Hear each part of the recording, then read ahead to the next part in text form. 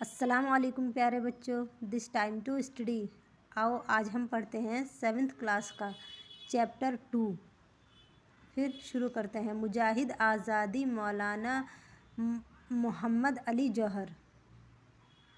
پیارے طالب علموں، ہندوستان کو انگریزوں کی غلامی سے آزاد کرانے میں جن لوگوں نے بہت جدوجہد کی، ان میں مولانا محمد علی جوہر اور ان کے بڑے بھائی مولانا شوکت علی بھی شمار کیے جاتے ہیں۔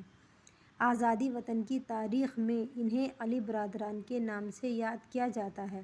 محمد علی اپنے والدین کے سب سے چھوٹے بیٹے تھے اور ابھی وہ 2 برس ہی کے تھے کہ ان کے والد کا اچانک انتقال ہو گیا۔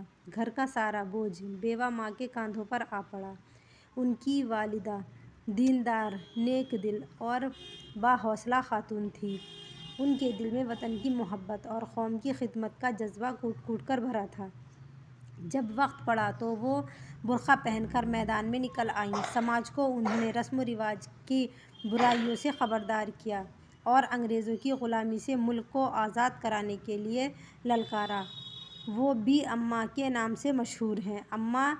بی اماں جیسی ماں کے نتیجے میں محمد علی جوہر ہر ملک و قوم کے سچے اور بہادر رہنما ہوئے۔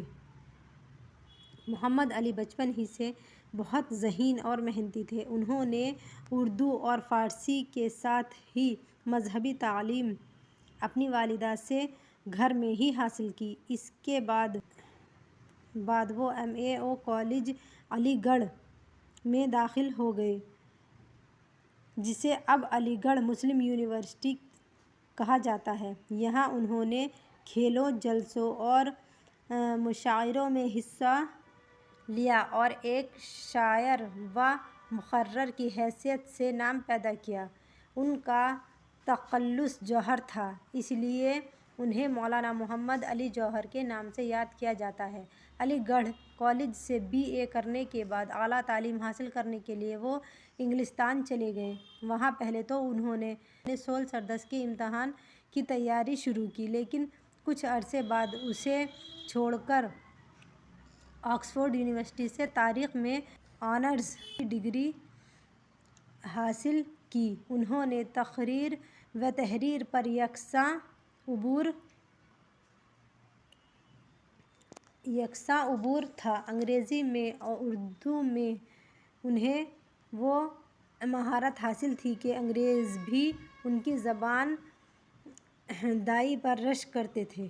وطن واپس آ کر ریاست رامپور میں وہ تعلیم کے محکمے میں افسر بنا دیے گئے، لیکن کچھ دنوں کے بعد مولانا نے یہ نوکری چھوڑ دی اور ریاست بڑودہ چلے گئے۔ وہاں ایک سرکاری محکمے میں اعلیٰ عہدے پر فائز ہوئے۔ ملازمت میں ان کا دل نہیں لگتا تھا کیونکہ ان کے دل میں آزادی کی لگن اور وطن کی محبت بھری تھی۔ ملازمت کے دوران انہوں نے اخباروں کے لیے مضامین لکھے، جس سے آزادی کا جوش اور وطن کی محبت ظاہر ہوتی تھی۔ جب سرکاری ملازم کی حیثیت سے لکھنے پر پابندی لگائی گئی تو ملازمت سے استعفیٰ دے کر وہ کلکتہ چلے گئے۔ یہاں سے انہوں نے ایک ہفتہ وار انگریزی اخبار کامریڈ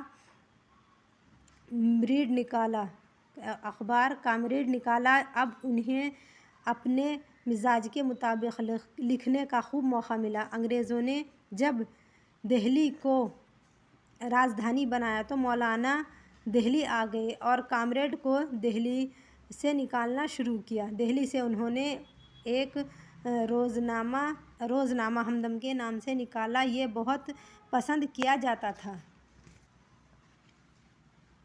ان کے اخبار کے ذریعے انہوں نے اہل وطن پر انگریزی حکومت کے ظلم و ستم کی پول کھول کر رکھ دی۔ ہندوستانیوں کو انگریزوں سے چھٹکارا پانے کے لیے بیدار کیا۔ قومی و سماجی مسائل دنیا کے سامنے پیش کیے۔ انگریزوں سے یہ برداشت نہ ہوا۔ مولانا جوہر کو گرفتار کر لیا گیا۔ 5 سال کی نظر بندی کے بعد جب وہ رہا ہوئے تو پھر ملک کو آزاد کرانے کی تحریک میں شامل ہو گئے۔ آزادی کی یہ تحریک ترک موالات کے نام سے مشہور ہوئی۔ تو اس کے ساتھ ساتھ اسی مقصد کے لیے تحریک خلافت بھی چلائی گئی۔ دوسرے قومی رہنماؤں کے ساتھ مولانا محمد علی جوہر نے بھی تحریکوں میں بڑھ چڑھ کر حصہ لیا۔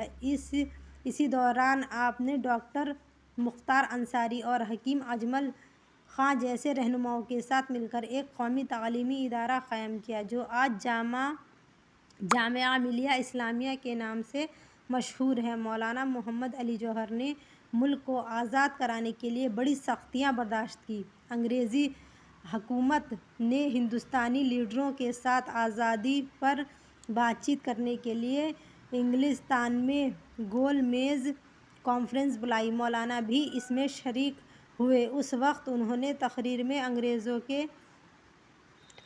سے کہا، میں غلام ملک میں واپس نہیں جاؤں گا۔